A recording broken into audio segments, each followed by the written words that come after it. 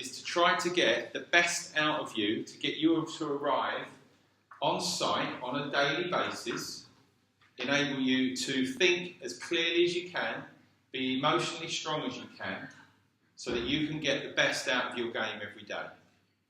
We will do weekly sessions in here, okay, and gradually work our way through your mental toughness folder. Once we've done that over the weeks, we will repeat the process. But on a daily basis, you will also be asked to work on your mental side of your game. You'll be asked every day, and we have thousands of these little cards, and you'll be asked every day to write on one of these cards what you're going to be doing and how you're going to go about your work every day. Now, why do we do that? Well, the reason we do that is because we found that if you script it, if you write it, it has more chance of sinking in instead of reading it or flashing through a phone to remind yourself of it. Okay?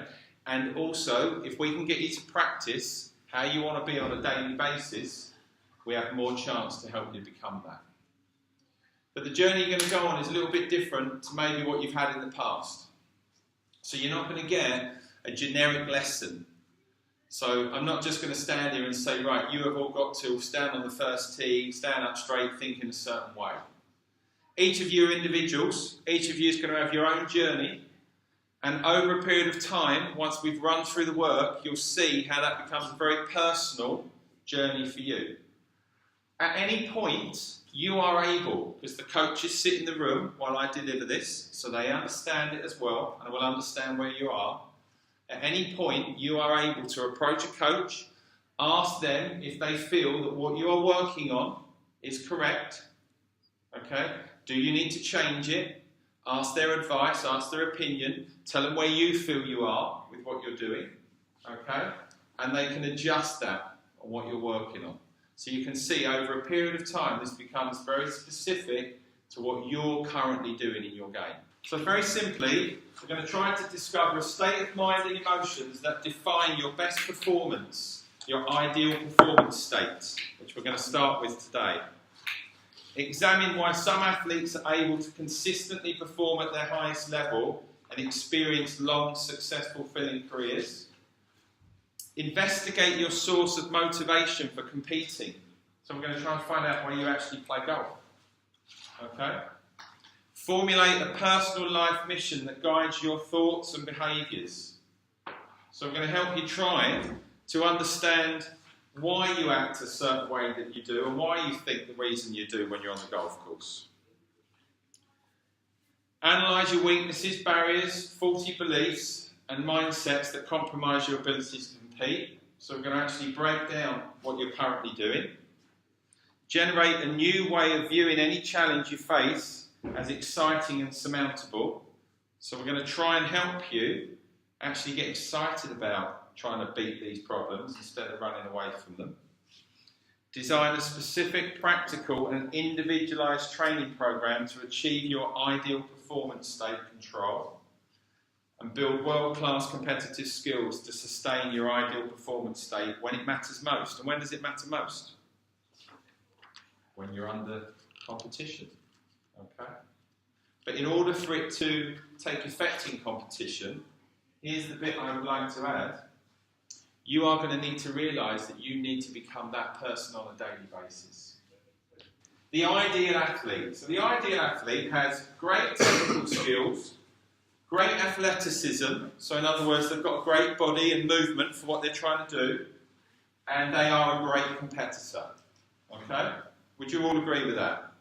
If you have all of those things, if someone wants to throw the javelin, and they have fantastic fast twitch muscles, and they're really strong, they've got great technique, and they love it when their first 4 throws have been rubbish and they've only got one left to win the Olympic Games, and they've managed to get their competitive skills out and throw that winning gold medal, that's what makes them great, isn't it? You've all watched the Olympics, you've seen it. So, exercise. Name some of the greatest competitors in any era and in any sport. The next one. What do these great competitors have in common? And how much time do you dedicate to training your competitive strengths? Now, one thing I'm going to say to you guys is, You cannot be, in my sessions, when we do this, you cannot be wrong or right. Because it just tells us where you are. I might tell you that your mindset is not where it should be, but your mindset is where it currently is. Name some of the greatest competitors in any sport. What do these great competitors have in common?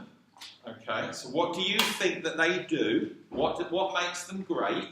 Okay, and then ask yourself a very simple question. You can't be right or wrong. How much time do you currently dedicate to what you guys come up with?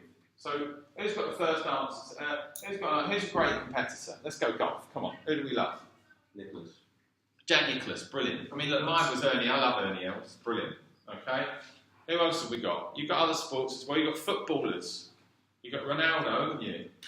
Yeah, you've got Messi. So name some competitors. Write 3 or 4 down. Muhammad Ali, awesome. So, if we've got some, let's ask ourselves the question, what do these great people have in common? So what do they display? What do they display? What makes you think they're great? Attitude. Attitude. Is it good or bad? It's very, very good. So he reckons they have a good attitude. Do this as a group. What else do you think they have in common? What do you notice? We've got a few bits there. At the moment, because obviously these aren't very specific, are they? But at the moment, ask yourself honestly, how much time do you practice trying to be in the zone? How much time do you spend trying to be confident? So we're talking about hours, right? You go out every day, you've got 4 hours to play golf. Out of those 4 hours, how much time would you try to practice being confident? How much time of that would you try to practice being in the zone? How much time of that would you like to practice? What anyone else has written down? What have you got? How much time of that do you practice being determined? Give me an answer. None. 0. 0. Do you think you're the first person that sat in here and said 0? If any of you had said 15 minutes a week, Jack would have had to pick me up off the floor. Okay? But the question I've got to ask you is, if you never practice being like that, what makes you think that one day you're going to be like that? If you never practice being in the zone, how do you ever know how to get to the zone? If you never practice being confident, how can you expect to be confident?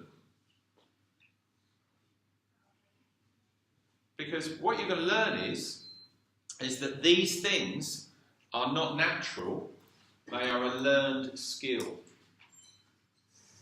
And if you practice them, then you can start to access them yourself. Okay?